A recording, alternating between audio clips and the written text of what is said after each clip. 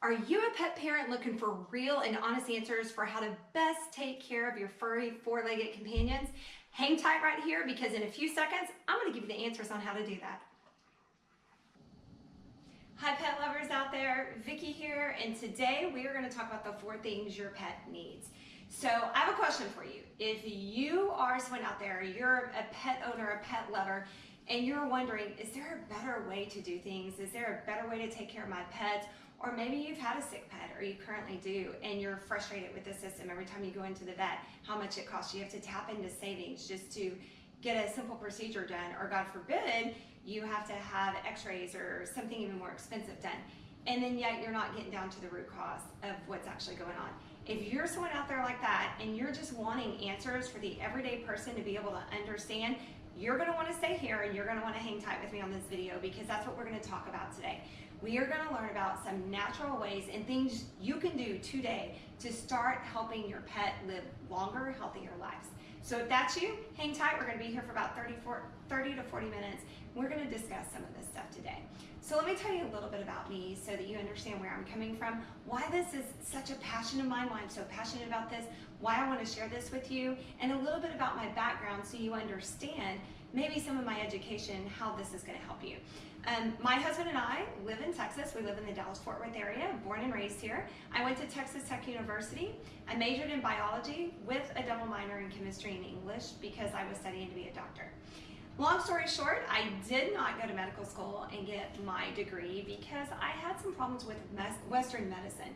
Not biology or science because I believe in that, but just the way that we're doing healthcare and science in our country these days is just, in my opinion, backwards to what science teaches us. So I just couldn't in good conscience and good faith go on with that. But I do have the background in the science and the education to understand it.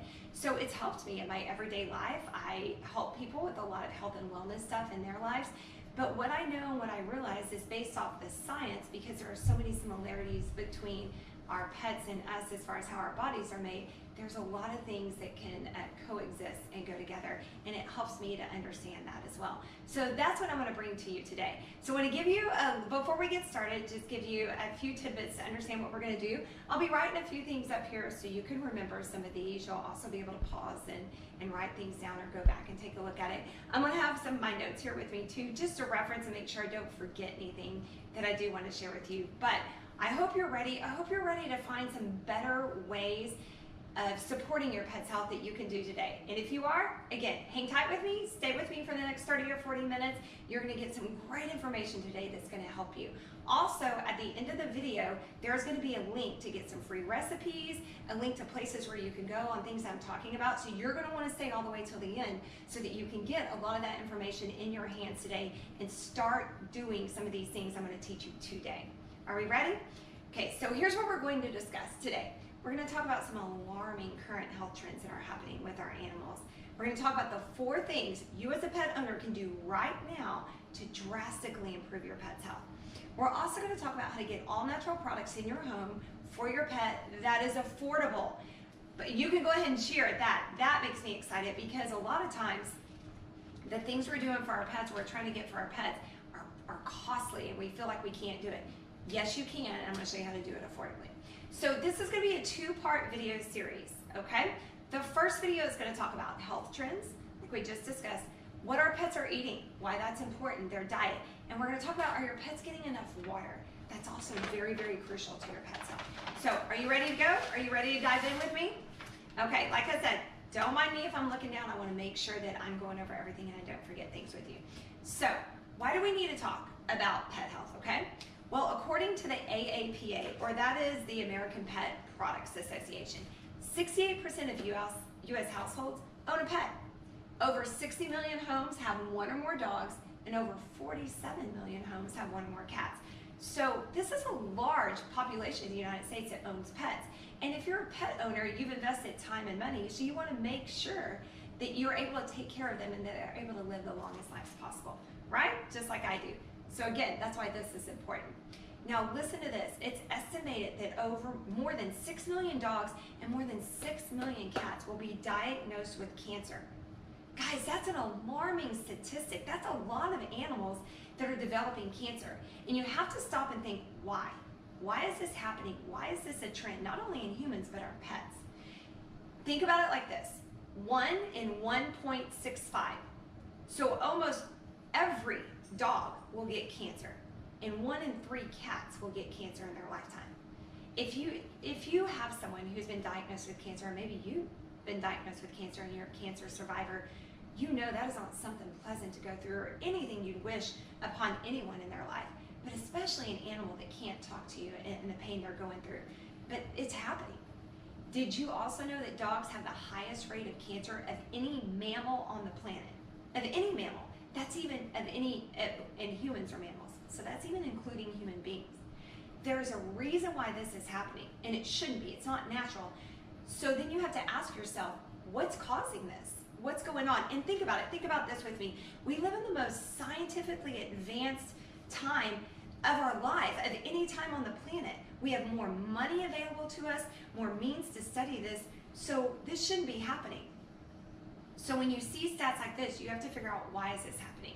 And there are reasons for it, and we can get down to not only the why, but how can we prevent it? In today's times, pets increasingly suffer from the same types of diseases as humans do, such as arthritis, diabetes, high blood pressure, cancer, as we talked about, allergies, autoimmune diseases, and so much more that you're seeing animals being diagnosed with and being put on medicine for. But that's not the way it should be. So again, we're going to talk about things we can do. Like we said, the 4 things you need to be doing right now to help your pet have the longest life possible. Okay? So are you ready? Number 1, I'm going to write it down, then we'll get going. Need to look at, what is your pet eating?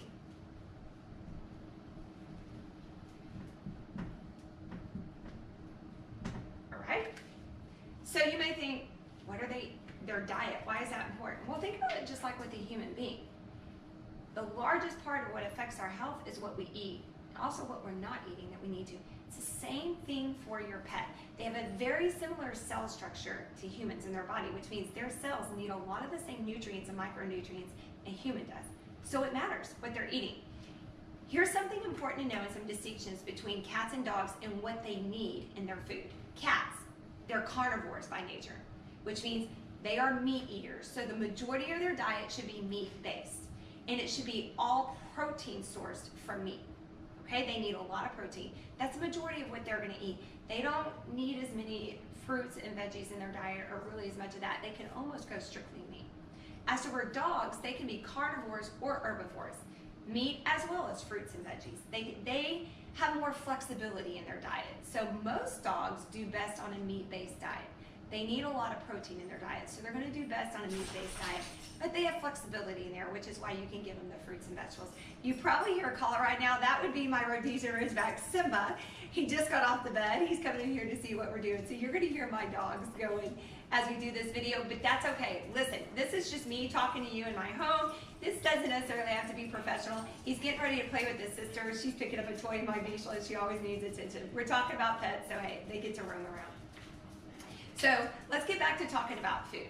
Let's discuss the food on the market and what you're gonna see, okay? So there's different things with food and things we need to look at and things we need to think about with the different food on the market, okay? So let's talk about, how is kibble made? And when I say kibble, I'm referring to dry food, okay? So kibble is made by a process called extrusion, okay? So let's talk about what that is. I'm going over this until everything you know. Okay, so extrusion. It's when ingredients are mixed together to create a soft dough-like substance. And that substance is heated and extruded, or extruded means it's pushed through a small hole. So the dough expands and it cools and it becomes a uniform piece of food. That's how you get kibble, or that's how you get hard food.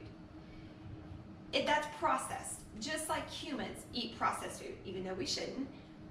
And when you're making processed food and you're doing a lot of stuff with that, there's a lot of ingredients that are added so that it has a long shelf life, so that it doesn't go bad. And that's where we get into trouble a lot of times, is with those other ingredients that are put in there. So let's talk about why most processed foods are not healthy. There's numerous reasons for that.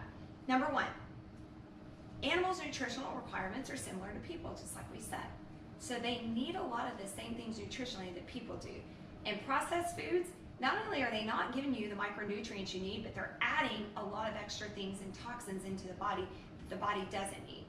And it's the same thing for animals. Number 2, they're designed to forage for food. Animals are. Dogs and cats, they were designed to go out there and forage their food, to get it in the wild. So they're designed to get those nutrients the way nature intended them to be. And processed food doesn't do that, okay? Another reason, number 3, why processed foods are not healthy, it's because when we cook the food, we actually cook out most of the nutrients.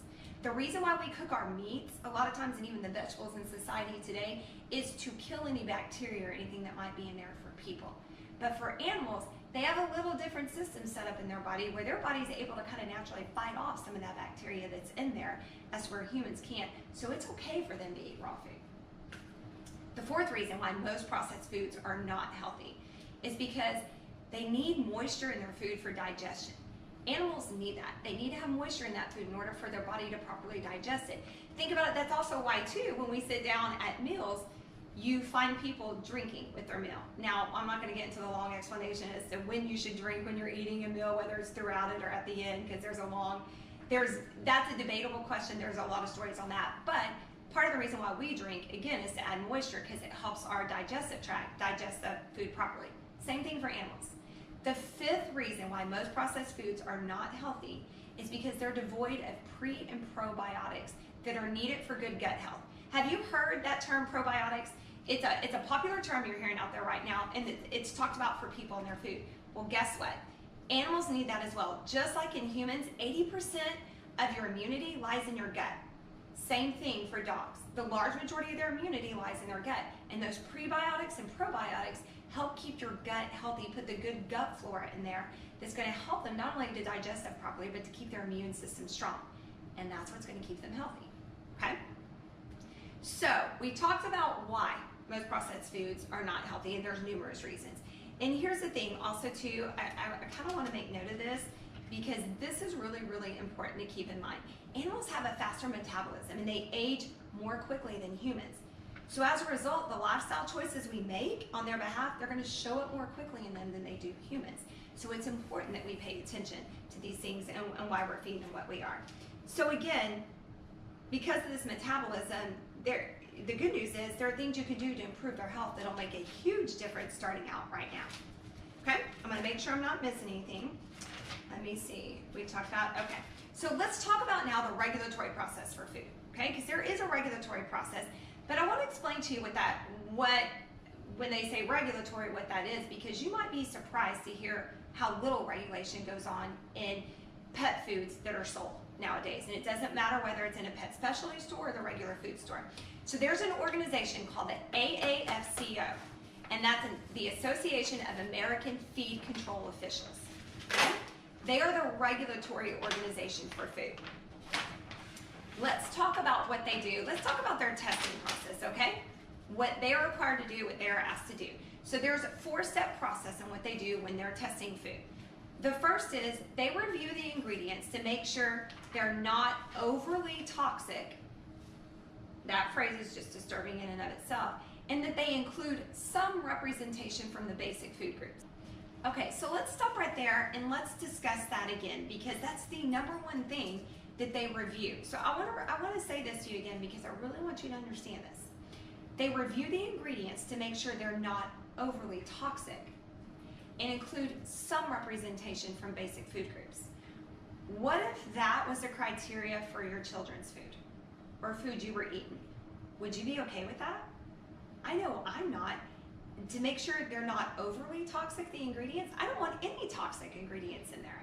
And I don't want food in there or things that represent basic food groups. It needs to be stuff from the basic food groups. So that's the first thing the AAFCO looks for in their testing process. The second thing they do is the food is tested on a minimum of 8 animals. Guess that's okay. That's not really a large testing group. It's nowhere near what they do for humans and other things. That's a very small group. 3, blood samples are taken. Okay, that sounds reasonable, right? The results are considered normal if they show no anemia, which is low iron, and they're normal. They test normal for liver enzymes, protein levels, and hemoglobins. When you get a blood test at a doctor's office, they look at a lot more than that because there's so much more that's affected in your body. That's not even 1/8 of what you need to look at from blood. And the fourth thing, here's where it gets probably, I would say, the most disturbing. As long as the animals don't die of nutritional causes and the blood test values are satisfactory, the food passes. Here is the key on that. It doesn't matter if the animals are itchy, lame, sickly, lose weight, or they don't like the food. If they show any of those criteria, it doesn't matter. The food will still pass. Guys, does that sound like a standard, a good regulatory standard for your pet's food? It's because it isn't, guys. Here's what you need to understand. I want to read this because I don't want you to miss this. That I have it written down here because I just didn't want you to miss it. That you have to understand that the AAFCO doesn't have any regulatory authority itself, but its guidelines are used by government agencies. So they don't have any regulatory authority. They do this general testing, but the government uses their guidelines as a requirement. So don't you think those guidelines should actually be things that are going to be good nutritionally for your dog? I know I do. So what this tells me is this isn't enough. This isn't a good standard. And this is how all the food you're buying on the market is tested. So there is a better way. There has to be a better way, and there is. And that's what we're going to talk about with your dog's foods. So what do you need to look for in an ingredient list? There are two things you really want to pay attention to. That's a guaranteed analysis, and that's the percentage. You hear Sophie squeaking her toy right now. That's why it's making me laugh. Or actually, that would be Simba, my Ridgeback, who never plays with toys, but he's decided to squeak right now because I'm doing a video. So there are two different things you want to look for. And like I said, that is, you're going to look for a percentage analysis of the guaranteed ingredients. And then there's a few other things you're going to look for. So let's talk about first. You want to see, do you see real food names listed? Or is it real food you can recognize, like beef, chicken, pork, peas, green beans, carrots? Needs to be names you recognize, okay? Second thing is, are corn, wheat, soy, white potato, powdered cellulose, or their byproducts listed in there? None of those are good for your pets, okay? They're common allergens. You wonder why your pets have allergies and stuff, just like with people. A lot of it's from the food source. These are common allergens that cause allergies in pets, so we don't want them. And that is corn, wheat, soy, white potato, and powdered cellulose, or any of their byproducts. You don't want it in there, but you find that in a lot of pet food. Third thing to look for is a fresh source of fruits and vegetables. Okay, and organic is best, just like for people, if you can find that. So they haven't been sprayed with pesticides and herbicides, so they're non-GMO. So they're getting what they need without all the toxins in there, okay? Fourth thing, are there chemical names listed? Are there any chemical names that you see listed in the ingredients that you can point out and find? Fifth thing, avoid foods that use byproducts. And you'll see that in the label. It'll say chicken byproduct, fish byproduct. You want to try to avoid that as much as possible, okay? Or even like byproduct meal. You want to avoid that if you can. The sixth thing, it's best to stay away from protein meals in general. Unless, if you're purchasing one that contains a meal, it's better if it specifies a specific meal, like beef meal, chicken meal. You want to try to stay away from that, but if you can't, make sure it's specific and says beef meal or chicken meal, because that's a lot better, okay? And now they're wrestling. The seventh thing is to stay away from MSG, artificial colors, and high fructose corn syrup. Why in the world is there high fructose corn syrup in our dog foods? But it's there.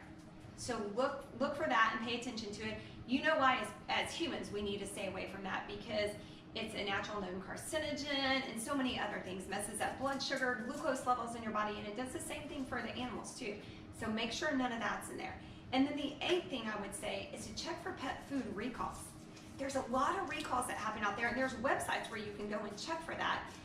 And you can see if they're out there, because they don't necessarily post them or tell you about it. They'll put it on that site, and it's up to us to know about it.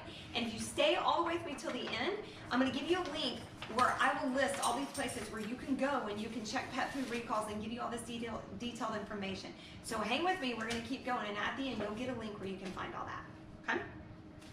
So two key things I want you to remember. One, pay attention to the first 10 ingredients on the list, because they make up the bulk of the food. There's probably going to be 40 to 50 ingredients, and the pet foods that you see on the market, but the first 10 make up about 80% or more of the food. So pay attention to the first 10 when you're looking. Second key thing to remember, know how many carbs your pet is consuming. You need to know how many carbohydrates they're consuming. So you may be thinking, why is that important? Here's why it's important. Because in the wild, dogs and cats don't naturally consume a lot of carbs. They consume very few carbs in the wild. So we don't need to be adding that to their diet because it causes issues just like it does in humans. For example, it can lead to excessive carbs can lead, to obesity, a variety of inflammatory conditions, and a shortened lifespan. It has a lot of the same effect that it does on humans, and especially because so many of the carbs aren't good carbs, they're processed carbs. So pay attention to that. So you may be asking me, okay, how can I figure out how many carbohydrates are my dog's food? Here's a simple step you can do to figure that out because carbohydrates are not listed on most ingredients lists for dog food. So here's a simple way you can figure that out. Look at the guaranteed analysis, okay? It's gonna list the percentage of protein, percentage of fat, percentage of fiber, and percentage of moisture in the food, okay? And you might have a few other percentages listed, but what you're gonna do is you're gonna add up all those percentages. So the percentage of protein, percentage of fat, percentage of fiber, percentage of moisture, and you're gonna subtract that from 100, okay? And that will let you know the percentage of carbs that are in your dog's food. You might be shocked like I was to find out that a lot of the foods on the market are like 75% or more carbs, which means your dogs are getting loaded with all the wrong stuff and not the right stuff. So it's good to pay attention to that, all right? It's key for your dogs. So another question I get asked a lot, and even my husband and I have had this debate, and I will go ahead and admit it because he's standing in the room here looking at me, so he'll know that I was kind of wrong on what I thought was correct. And I think we both were until we did some more research and figured out what was happening. So a popular question a lot of pet owners have is, canned food or dry food better for my pet? Which is better? Well, I will tell you, most forward-thinking vets are going to tell you canned food is better. That was a shock to me, guys, when I learned that because I always thought dry food would be better because it's not going to get stuck in their teeth. It's not going to make their breath smell bad because they don't brush their teeth daily like we do, right? It makes sense, right? If not, at least agree with me and make me think I'm not alone here in thinking that and that I'm not crazy. We kind of thought that. But most forward-thinking vets say different. They prefer canned food. Here are some of the benefits. Here's why. Here's some of the benefits of canned food over kibble, okay? Canned food typically contains fewer preservatives, right? And that's big for us, right? Because preservatives can have a lot of toxins in it. 2, canned food has a higher moisture content. And remember we talked about earlier how that helps with hydration. It helps their bodies digest their food better. It just naturally has more moisture in it. 3, the food with the moisture goes through the animal's GI tract better. So it's going to pass through them a lot better. So their body's going to be able to process the nutrients out of the food better. And then the waste is going to process through them a lot faster. And what does that mean for you and me and for your pet? Fewer upset GI tracts, fewer upset stomach, fewer digestive issues. And that's great for us and for them. And the 4th thing is, wet food can be licked off the teeth easily. I would have thought the other way around. But no, it can be licked off easily as to where, because the dry food doesn't have a lot of moisture in it, it can actually tend to cake on their teeth. And we all know, even like for people, dental issues are key to your health, or dental health is key to your overall health. Same thing for pets. We need to make sure their teeth are kept clean and their dental health is good because that's going to make a difference in their overall health. So again, I was proven wrong, but that's what most of your forward-thinking vets think and that they would say and they agree upon. So I think maybe we've all learned a little bit today on that. Okay, so next let's talk about the do and don'ts of pet treats. This is huge, guys, because we all want to give our pets treats. We want to give them a little something different than their food and something that's quick, just like we like snacks during the day. But there are some do's and don'ts and some things you need to pay attention to. And it's not really hard. There are just a few things that we need to pay attention to, okay? So what are the do's of pet treats? Feed protein or meat treats. Again, they need a lot of protein. We talked about that, and it's great for them. So freeze-dried liver or lung are actually really good choices for them. That may sound disgusting to a lot of us, like it does to me, but they're so rich in protein, high in protein, and they're great for dogs. And dogs love them because they would eat it in the wild, okay? Other thing to pay attention to, cheese, butter, and all natural peanut butter, and I'm going to elaborate on the all natural peanut butter, are great for hiding pills. If you're having to give any kind of pills because they're sick, whether you're making them yourself with natural products, which we'll talk about in the next video, or it's something the vet has prescribed. All natural peanut butter, what do I mean by that? Sorry, my speechless down here, I'm petting her. All natural peanut butter, meaning it has no added salt, or if it is, it's sea salt and not alive. No added sugar, no other ingredients besides peanuts and maybe a little bit of sea salt. That's it. You can find that in different places. Costco, the Costco Kirkland's brand is great, very simple. Also, if you go to a Hollywood feed, they actually have the peanut butter made specifically for dogs that has no preservatives and stuff in there. Again, great for them. So those are and the last thing I will say on the do for treats for dogs and for your cats too. You can feed bits of fruit and veggies. It's great for them, such as apples, carrots, celery, blueberries. Berries are great for them, high in antioxidants. Bananas, if they'll eat them, and green beans. My dogs love carrots, green beans. You can actually give them broccoli. They eat that. They love it. They like cauliflower when we make that for them or give that to them. Berries are great. Like I said, strawberries, blueberries. They're good for them, just like they are for us. A lot of antioxidants in them. Apples. Dogs love that. You can cut those up. Just make sure you get rid of the seeds, everything in there. But yeah, they're great for them. Those are great treats. Okay, so here's what you don't want to do for treats. Okay? Pay attention to these. There aren't a lot, but I think almost all of us have either made this mistake or we're doing it now.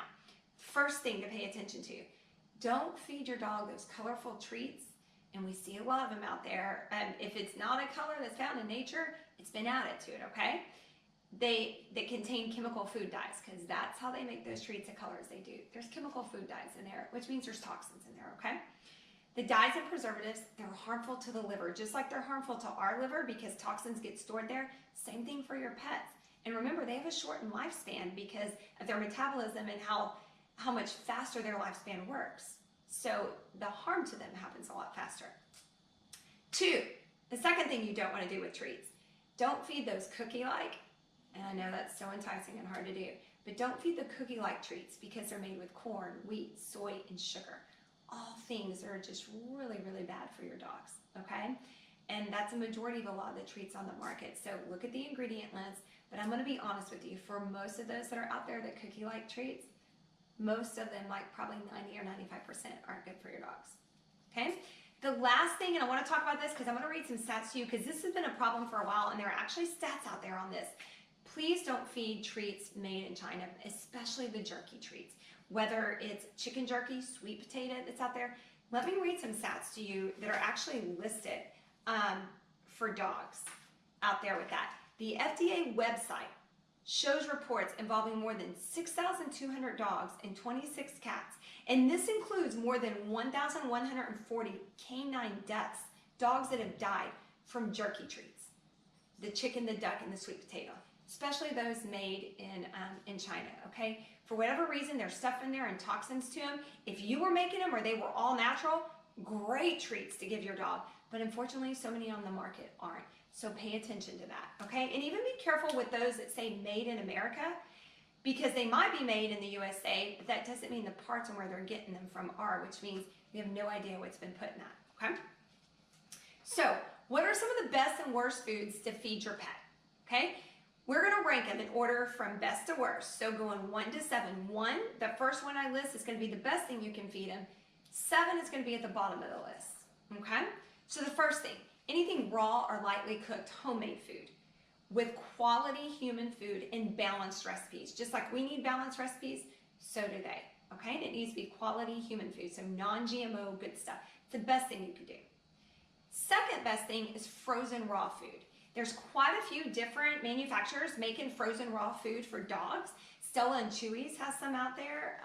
They're a new brand on the market that I've seen that I really like, and there's a few other ones out there. And again, I'll mention a lot of these in that email that you're gonna get at the end with a link where you can get all that information. So again, hang tight till the end. Don't worry about remembering all this now. If you hang tight to the end, there will be a link where you'll get specific information on pet food brands I recommend and stuff like that. But second best would be frozen raw food. Third best thing would be freeze-dried raw food. So is there a difference? A lot of people ask, yes, there is. Freeze-dried has gone through a process that lasts a lot longer than necessarily the frozen, but so it's not as good as the frozen raw food, but it's the third best. Fourth best would be quality canned food, packaged in BPA-free cans. Guys, that's key, just like for us. You want to go BPA-free in the cans because the ones that aren't BPA-free have some toxins in there. So even if the food's good, you start mixing in toxins, it's kind of like shooting yourself in the foot, okay? The fifth thing on the list underneath that, the fifth best would be quality dry kibble or dry food processed using low heat. Why low heat? Because you don't want to cook out all the nutrients, okay? And there's a lot of, I wouldn't say a lot, but there's some quality dry food on the market that can do that for you. Sixth, so this would be the second to the bottom. Remember, there's only 7 things from best to worst. This is number 6, so it's close to the worst. Grocery store brands of dry kibble and canned foods in conventional cans. It's really, really not good for your pets, guys. And the worst thing you can feed them would be the grocery store brands of pet foods in cellophane packages that look moist. So many things wrong with that picture. I would say avoid those at all costs. I would actually say avoid the last 2, number 6, number 7. Grocery store brands of anything, I would say avoid. Okay? So here's a big question a lot of people get. I know my husband and I discussed this, and I'm pretty sure a lot of you are thinking this. You may be listening to this going, this is great information. I love my cat. I love my dog. I want to take care of them the best I can, but I don't know if I can afford to do this. How do I afford to do this all the time? I'm going to show you a way that you can. Yes, you can afford to do it. And I'm going to show you how you can incorporate this kind of health and make a dramatic difference in your pet's life now in an affordable way, okay? Are you ready? Okay. So here's one thing you can do. I'm going to give you a 3-step process of what you should do. Here are the 3 steps to make it affordable, but incorporate it all the time into their diet. 1, feed the best diet you can afford most of the time, whether it's canned food or kibble. Whatever the best is that we discussed how to find that you can afford, feed that the majority of the time, okay? Second thing you'll do, supplement their food with meat-based scraps some of the time, okay? So all natural human-grade meat-based scraps. Do that some of the time, throw that in there so they're getting the good protein, okay? Whether it's snacks or just every once in a while in one of their meals. The third thing is to provide perfect meals or pre-prepared raw meals a few times a week. I would say 3 days a week minimum. This is what my husband and I do. So let me kind of give you an example of what we do. So it's affordable. So you don't feel like you're breaking the bank, but you can incorporate it into your weekly and daily routine and make sure they stay healthy. So we buy the best kibble that we can find on the market for them, and that's what they get every morning. And 3 days a week, 3 nights a week, they get a raw-based meal. Whether it's raw meat and carrots and green beans, or it's chicken. I don't necessarily do raw chicken just because of salmonella and stuff, even though they're probably okay with it. I cook it just a little, not all the way through, but just a little. And then put some veggies in there, or put berries in there, or mix apples with it. Whatever it is that I do, they'll get that off and on, or maybe it's some fish, and fish a lot of times you can go raw. It's great for them. I'll do that three nights a week. And then on the nights that I'm not doing that, with their kibble that they get at night, I may drop a raw egg in there and mix it in so they get extra added protein and they get moisture in there with it. Or canned pumpkin puree, great for their digestive tract. Dogs love the pumpkin, and it's going to add moisture to their food. And that's very affordable, and we incorporate it into, I'm able to incorporate it into our budget, but make sure it takes care of them. And I want you to understand this. Just doing that, which is affordable, we can all do that. Studies have shown that feeding as little as 20% of a real whole foods over processed dog foods can have a dramatic positive impact on your dog's health. And it can start immediately, because remember, their lifespan is different from ours. So you can see an immediate difference pretty fast doing something that's affordable that we can all do. So that's a step. Those are the 3 steps of something you can start today, and it's affordable, and you're going to be helping your furry little loved ones. Okay, guys, we can all do this. So I really encourage you to do that. Okay, so we've talked about food. That's diet. So that's the one thing out of the 4 things your pet needs. What is the second thing? I'm going to write it down in here so you remember it. And that's, are your pets drinking enough water?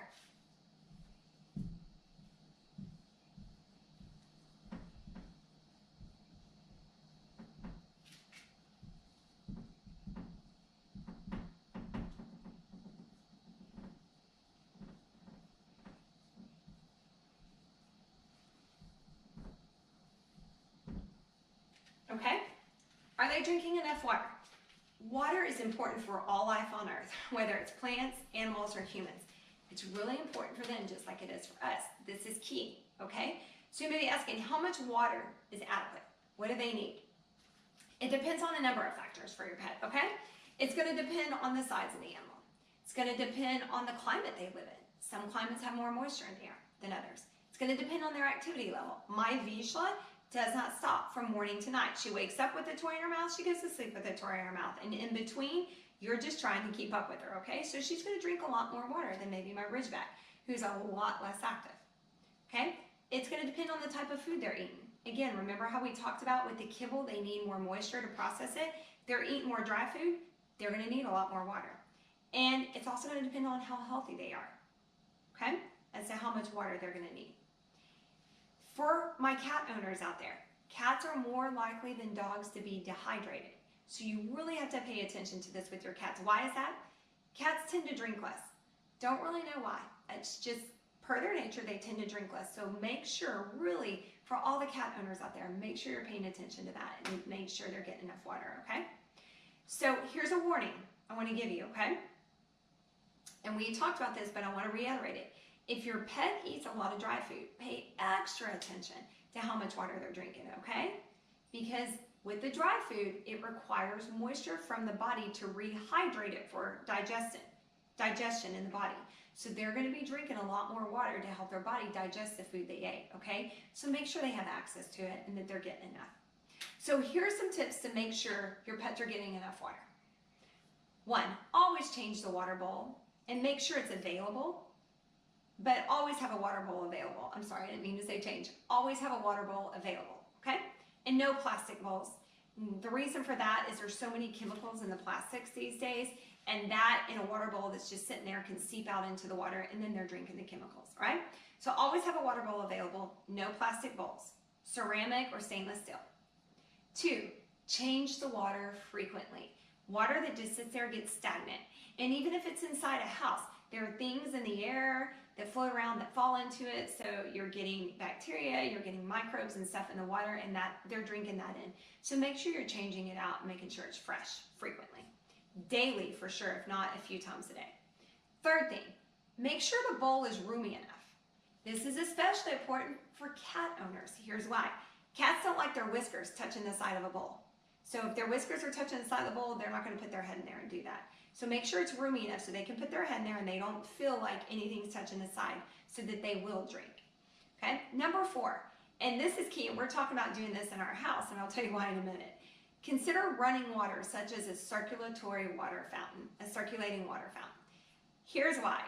Because a lot of times pets, if they were drinking outside in nature or from water falling or from a stream, that's running water. Also, too, there are animals that know that are driven by nature, and they know the circulating water is cleaner as well, and so they're drawn to that. So, because I know my dogs, we have my bathtub, my big jet spa bathtub in my bathroom. Because my dogs are taller and bigger, when I turn on the faucet, the tub, it's right at their height, right at their head height. So they can just bend their head over and drink. They will go there and stand there and wait to get some water before they'll come to the bowl in here. There are 2 reasons for that. 1, it's circulating fresh water, and they can just lap from there because they'll drink from the hose outside, and they love it. And we live on good property. We live on well water that's super clean, so even we get drink from the hose. But they love it. It's good for them. But the second reason why they do that is because, like I just said, they're taller. So it's a lot easier for them to drink at that height than to kind of bend down. Well, having a circulating water fountain gives them that ability. Not only can they drink from the fresh water that's running and circulating, but 2, they're not having to bend all the way down into a bowl. They can kind of lift their head up a little more and drink from the stream. So dogs and cats prefer it. So it may be something you might want to consider. And there's plenty of choices on Amazon for those that are affordable. And you don't have to fill them up as often, because a lot of times you can get those that hold a lot more water. And that's convenient for you. Okay? Especially with cat owners, if you're gone for multiple days at a time, you may be able to leave that there, and since the water's circulating, it'll help keep it clean for you too. 5th thing, change to, the 5th thing you can do to make sure they're getting enough water, change to food with a higher moisture content. Again, they won't need as much water if there's more moisture in their food. Alrighty? Also, please watch the quality of the water you're giving your pet. Like I said, my husband and I are fortunate. We live on a few acres, and we live on a well that taps into a natural aquifer in Texas that is super, super clean. We've had it tested. It's very alkaline, which is very good for your health. So we're drinking clean, healthy water, and so are our dogs. But if you live in the city, here's the thing. Many municipal water supplies add fluoride and or chloride to their water, which are chemicals with health consequences, not only for people, but for your pets, okay? Many water supplies are contaminated with a range of toxins and pharmaceutical drugs and pathogens and heavy metals. That's gonna have a negative effect on your pet's life just like it is yours. So I recommend purchasing a water filter. It's one of the best investments you can make in your pet's long-term health. Get a water filter, it'll filter all that out for you. And that's something you can get them on Amazon. And again, if you will hang on to the end, you're going to see a link on the bottom of this video. You can go there and that's going to give you information. I'll give you links to where you can go and find these water filters that are affordable, links to some of the other stuff I've told you about, some cool recipes that you can make at home and do for your pets. You'll get all of that at the end. So just hang tight a few more minutes with me, okay? So I hope this has helped you. I hope it's given you some hope. Remember I said there are 4 things your pets need? We've only talked about 2. We talked about diet, and we talked about, are your pets getting enough water? There are 2 more that are going to be in another video I'm going to be bringing out, so we weren't here all day, and you're definitely going to want to come back for those because it's going to finish this complete picture. And there are things you can do at home, and they're affordable, and it's going to help you give back power to you for your pet's health. I want to leave you on this one last note, and I have it written up here because I want you to remember this. We need to remember this not only for our personal health, but for our pet's health. I want to say this, and I meant to say this at the outset. I am not anti-veterinarian. I am very pro-veterinarian. We need them in our lives. They have amazing educations. They know specifics about animals' bodies that we don't, and there are times we need them. But we also need to understand the proper role of a veterinarian in our life, in our pet's life, just like a doctor has a proper role in our life. And unfortunately in our society nowadays, the opposite is happening. Veterinarians, doctors, dentists aren't playing the proper role in our life because we've given them the improper role. And what do I mean by that? Remember the saying here. Vets should have an assistive or supportive role in your pet's life, not an authoritative role. So what do I mean by that? What I mean by authoritative role is whoever is in charge ultimately of their health has the authority. And guys, if you're the owner of the pet, you are ultimately responsible for their health, not the veterinarian, you. They're there to assist you in their health and to come alongside and help you. You are in charge of that. So it's important that we know the things we can do to help keep our pets healthy.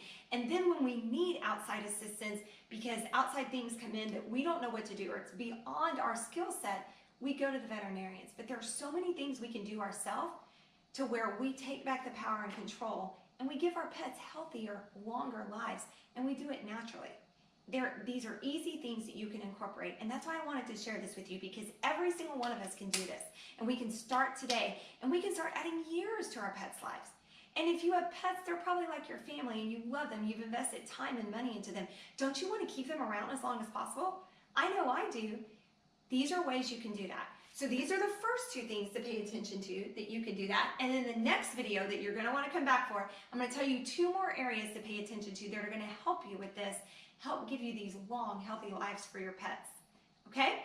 It's been a pleasure. I'm so glad you hung out with me. You should see on the bottom of this video right now a link. Click on that link. That's going to take you to a page where you can get a lot of the information I told you. I have some recipes on there, a lot more informative information for you, and a way you can contact me and go more in depth if you want to or have more questions. All right? Good to see you guys. Hope you have a great day, and come back. Stay tuned for the next video.